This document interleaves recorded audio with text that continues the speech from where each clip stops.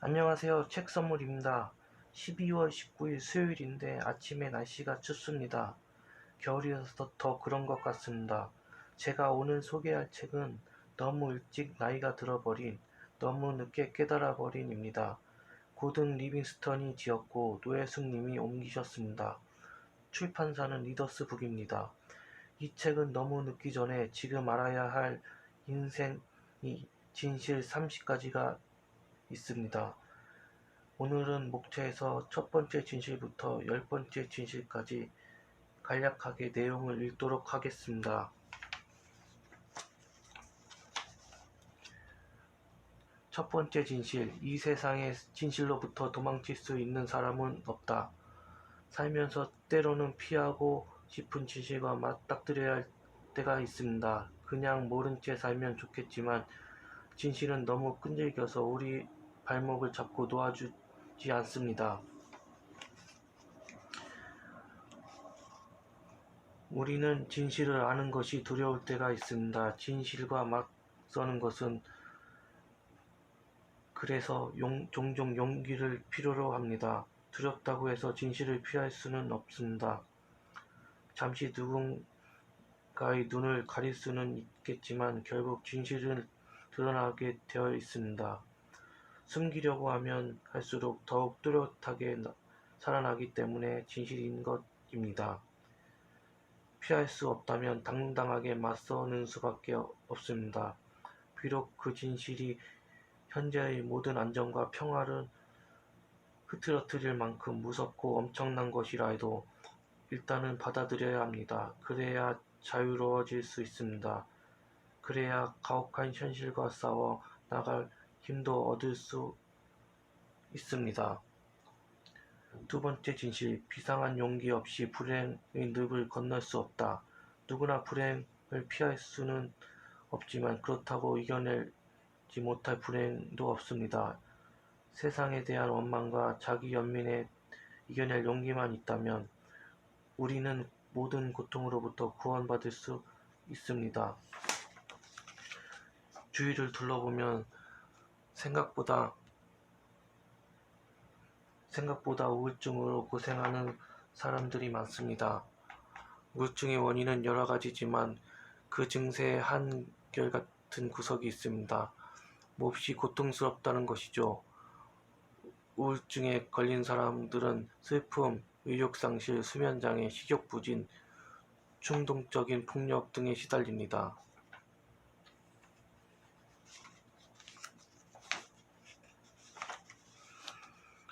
어쩌면 가지고 싶은 것이 너무나 많은 풍요로운 이 시대가 우리를 더욱 절망하게 하고 우울증에 빠져들도록 하는 것일지도 모릅니다. 이 거대한 군중의 틈바구니에서 우리는 상대적으로 더 큰 상실감과 고립감을 느낄 수밖에 없는 것일지도 모릅니다. 사랑하는 사람을 갑작스레 잃을 수도 있고 교통사고로 불구가 되는 고통을 겪을 수도 있습니다. 하지만 그 어떤 것도 행복해지고자 하는 우리의 의지를 꺾을 수는 없습니다. 세 번째 진실. 가장 견고한 감옥은 우리 스스로 만드는 것이다.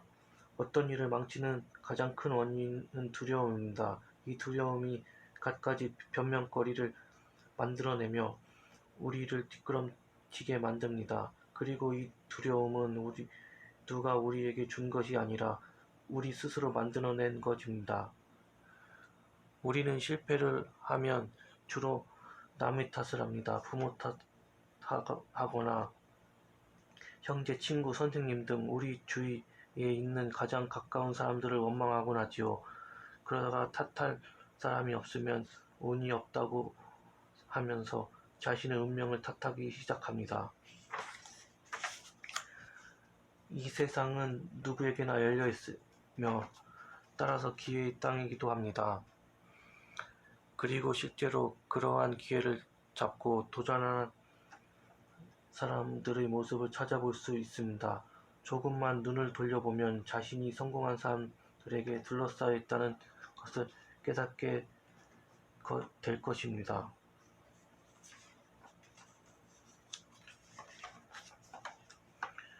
물질 만능주의는 우리로 하여금 땀을 애쓰지 않아도 행복을 얻을 수 있다는 환상을 품게 만들었습니다. 실제로 많은 사람들이 돈만 있으면 이루지 못할 꿈이 없다고 생각하고 있습니다. 이런 헛된 꿈이 우리를 단단한 감옥으로 몰아넣고 무기력하게 만들어 버립니다. 그 감옥 안에서 우리는 행동을 하지 않고 그저 막연한 바람과 꿈들을 늘어놓으며 공상을 즐깁니다. 물론 꿈꾸는 것은 중요합니다. 하지만 그 꿈을 어디까지나 현실에 발을 딛고 있어야 하고 또한 그 꿈을 실현하기 위한 행동이 뒤따라야 합니다. 그렇지 않으면 몽상가에 불과할 뿐입니다. 꿈은 현실 속에서 이루어질 때 가장 값진 것입니다. 그러려면 각자 마음속에 만들어진 감옥에서 빠져나와 아주 작은 것부터 행동으로 옮기는 용기가 필요합니다. 네 번째 진실, 완벽주의가 좋은 인간성을 의미하지는 않는다. 이래서는 완벽주의가 빛을 발할 수 있지만 인간관계에서는 오히려 해가 됩니다. 그래서 완벽주의자는 함께 일하는 동료로서 좋지만 친구로서는 꺼려지는 법입니다. 우리는 주위에서 완벽주의자들을 심심치 않게 볼 수 있습니다. 그들은 자기 자신뿐 아니라 주위 사람들을 닥달하다가 더욱 따돌림 당하고 맙니다. 더욱이 그들은 인간의 감정을 믿지 않으며 오로지 숫자로 셀 수 있는 것에만 집착합니다. 완벽주의자가 우리에게 새로운 존재인 것만은 아닙니다. 그런 사람들 덕분에 세상이 이만큼 발전했다고 할 수 있습니다. 어떤 일을 할 때 완벽주의자는 자신의 뜻대로 하기를 바랍니다. 그래서 사사건건 간섭을 합니다. 왜냐하면 분명히 일의 방법을 알고 있기 때문입니다. 하지만 사람들의 얼굴에 각자 다르듯이 성격도 다르고 능력도 다릅니다. 서로 다르다는 걸 인정하지 않는 것이야말로 상대를 가장 숨막히게 하는 것입니다. 이것은 결혼생활이나 일에 똑같이 해당됩니다. 아니, 세상의 모든 일에 해당할 것입니다. 완벽주의자들이 원하는 대로 하면 훨씬 더 효과가 좋게 나타날 것입니다. 그러나 일이 능률이 오른다고 해서 꼭 행복한 것만은 아닙니다. 오히려 훨씬 더 많은 인내와 수고가 따라야 하므로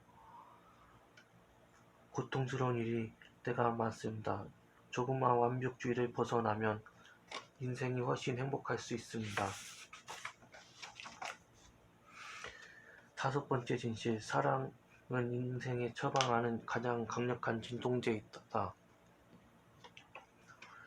고통으로 가득 찬 이 세상을 순간 살아볼 만한 곳으로 만들어주는 신비로운 존재가 바로 사랑입니다. 인간이 견뎌야 할 모든 시련에 대한 보상으로 주어지는 것도 바로 사랑입니다. 우리는 자라면서 부모가 서로에게 보여주는 애정의 형태를 통해 사랑을 배우게 됩니다. 그런데 내가 만난 대부분의 사람들은 부모의 사랑을 통해 오히려 사랑이 오래 지속되기 어렵다는 점을 배우는 것 같습니다. 우리가 사랑에 빠질 때는 어떤 이유도 조건도 필요로 하지 않는 것처럼 보인다는 것입니다. 두 사람이 만나 서로에게 끌리는 과정은 불가사의해서 논리적인 설명이 어렵습니다. 헤어질 때 역시 그저 더 이상 사랑하지 않게 되었다는 것 말고는 다른 이유를 찾을 수 없는 경우가 많습니다. 사랑하는 사람, 배우자를 만나는 일은 인생에서 가장 소중하고 의미 있는 일이라고 해도 과언이 아닐 겁니다. 어떤 사람이 나는 사랑을 믿지 않는다며 냉혹한 자세를 취한다 해도 사실 그 사람의 내면에는 사랑을 얻고 싶지만 얻을 수 없는 아픔이 도사리고 있는 경우가 많습니다. 그런데 우리는 이 소중한 한쪽을 만나는 일을 너무나 소홀하게 생각하는 경향이 있습니다. 인생에서 가장 신중해야 할 배우자를 선택할 때는 지극히 충동적이고 찰나적인 감정을 기댈 때가 많습니다. 사랑을 소중히 여긴다면 그 선택이 있어도 최선을 다해야 한다는 것이 너무나도 자명한 이치일 것입니다. 여섯 번째 진실. 좋은 일이 일어나는 데는 시간과 인내가 필요하다. 나쁜 일이 빠져드는 데는 시간이 걸리지 않지만 거기에서 벗어나는 데 상당한 인내가 필요합니다. 좋은 것일수록 그것을 얻어내는데 긴 시간이 필요한 법입니다. 사람들은 자신을 변화시키는데 그리 어렵지 않다고 생각합니다. 마음 먹으면 당장이라도 변화할 수 있을 것이라고 믿습니다. 하지만 변화는 결코 쉽게 일어나지 않습니다. 그래서 마음 먹고 달려든 사람들은 금세 실망하고 맙니다. 술이나 담배 혹은 약물에 중독된 사람들은 자신들이 언제라도 그것들로부터 빠져나올 수 있으리라고 생각합니다. 그러나 중독에서 빠져나오려 시도할 때마다 멱살을 잡아채는 금단 증상은 우리의 의지가 얼마나 하잘것없는지 깨닫게 합니다.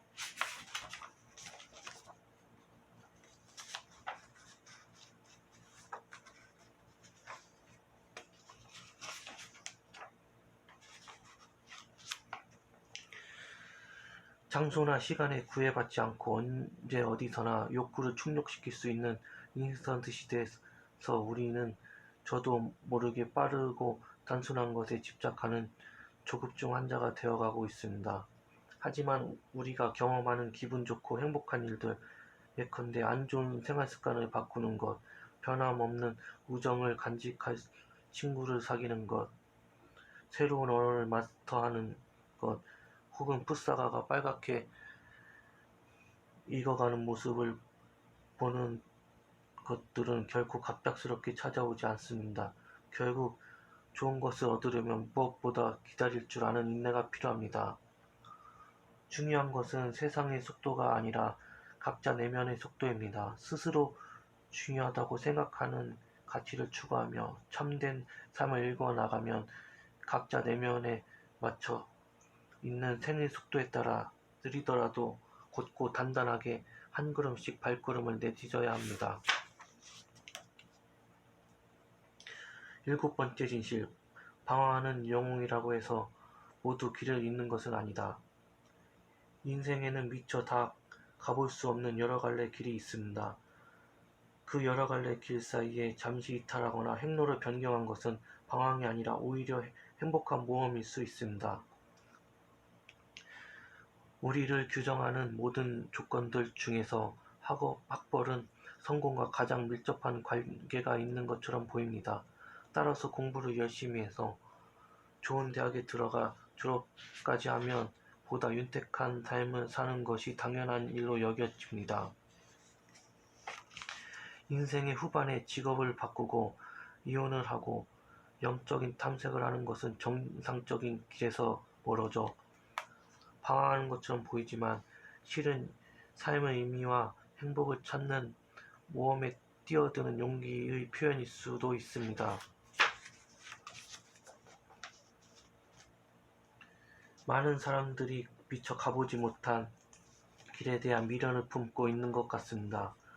그것은 성공한 사람이나 실패한 사람이나 마찬가지입니다. 그래서 중년이 다 되어 학교에 들어가는 사람들이 있는가 하면 교수를 하다가 요리 공부를 하러 이탈리아로 유학 가는 사람도 있습니다. 중간에 행로를 바꾸는 사람들을 보면서 지나간 시간들이 안타깝다거나 너무 무모한 게 아닌가 하는 생각을 할 수도 있습니다. 하지만 그들은 오히려 용감하게 모험을 선택할 뿐입니다. 하나의 정해진 목표를 향해 일로 매진하지 않는다고 해서 모두가 실패한 인생은 아닙니다. 인생을 여러 갈래길에서 오르락가락 가며 방황하는 사람들이라고 해서 모두가 헛살고 있는 것도 아닙니다. 시행착오를 겪으며 때로는 힘이 들 수도 있겠지만 그런 과정이 오히려 인생을 더욱 풍요롭게 해줄 수도 있을 까닭입니다.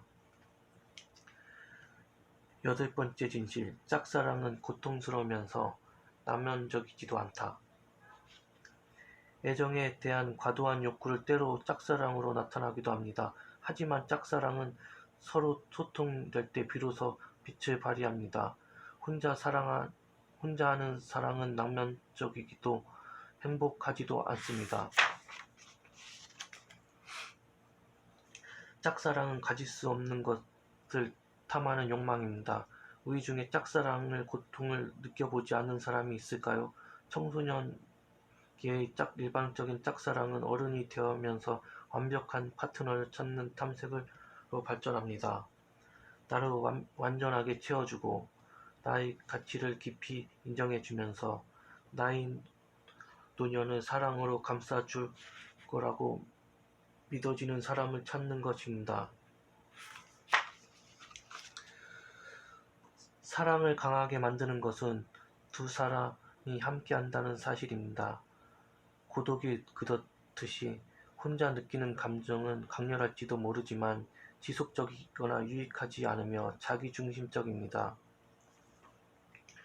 어떤 이는 짝사랑이야말로 가장 숭고한 사랑이라고 주장하기도 합니다.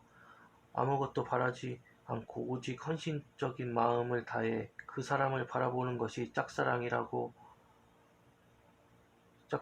하지만 짝사랑은 종종 스토커라는 왜곡된 형태로 나타나 본인이 더불어 상대까지도 불행하게 만들기도 합니다. 그것은 혼자 하는 사랑이라는 것이 기본적으로 건강할 수 없는 불과한 사랑이며 자기 중심적인 사랑이기 때문입니다. 사랑은 인간이 지닌 가장 위대한 능력이며 인간이 느낄 수 있는 최고의 감정이고 또한 인간이 가장 아름답게 만들어주는 향기입니다. 하지만 이 사랑이 두 사람이 함께 나누는 교감이 아닌 혼자만의 일방적인 집착이 되면 그 순간 모든 빛이 잃고 하찮은 존재로 전락하고 맙니다. 사랑은 무릇 소통될 때 가치가 있고 소통되지 못할 것은 변질되기 마련입니다. 아홉 번째 진실. 같은 행동은 반복하면서 다른 결과를 기대할 수 없다. 우리는 너무나 많은 것을 체념하며 살고 있습니다. 하지만 희망이 없는 사람은 변화를 꾀할 수 없습니다. 불행하다고 느낀다면 지금과 다른 방식으로 살아보는 노력이 필요합니다. 실수는 누구나 합니다. 시행착오를 통해 학습이 이루어지듯 실수는 당연하기도 하며 대부분 만회할 수 있습니다. 한심한 것은 같은 짓을 반복한다는 사실입니다. 특히 사랑하는 사람을 선택하는 일에서도 이 같은 실수를 되풀이한다는 것입니다.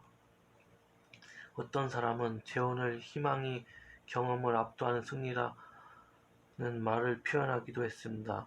다시 말해 잘 살 수 있는 희망이 과거의 실패의 경험을 눌렀기 때문에 다시 결혼할 수 있다는 생각을 하게 된 것입니다. 우리가 하는 행동은 대부분은 무의식적인 의도에서 움직이고 있을 겁니다. 다만 스스로 설명을 가능한 행동을 하는 이성적인 사람으로 자부하고 싶어 하기 때문입니다. 우리 자신의 습관적인 행동을 거의 인식하지 못할 뿐만 아니라 과거의 욕구가 욕망과 경험에 의해 많은 행동이 좌우되고 있다는 사실을 인정하고 싶지 않은 것입니다.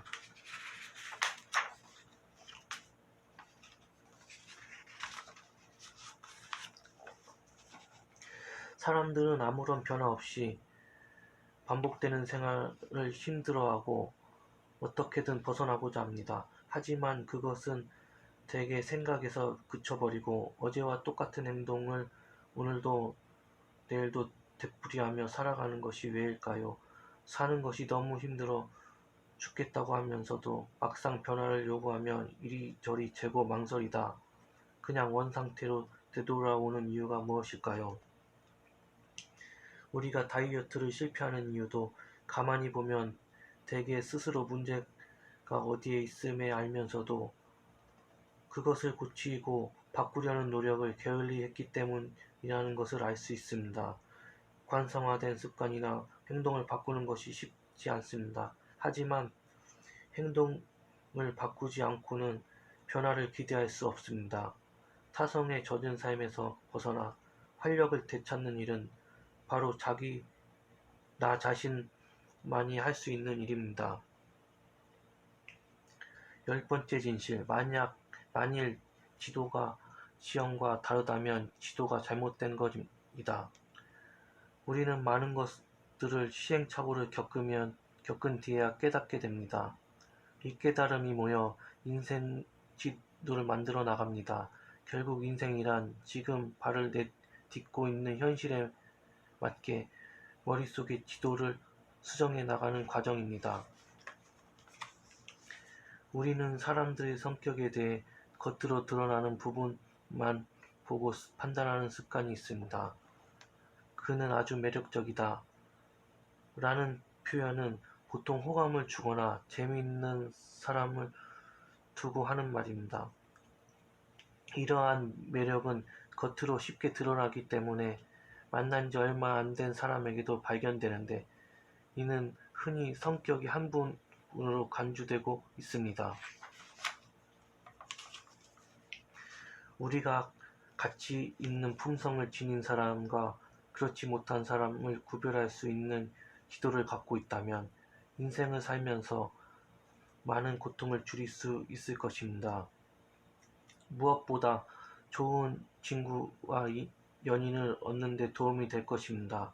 사람을 만나면서 가장 주의 깊게 살펴야 할 품성 중에는 친절함이 있습니다. 친절함은 상대방의 감정을 세심하게 배려하면서 관계를 부드럽게 만들어주기 때문에 우정이나 사랑을 이어가는 데 있어 매우 중요한 역할을 합니다.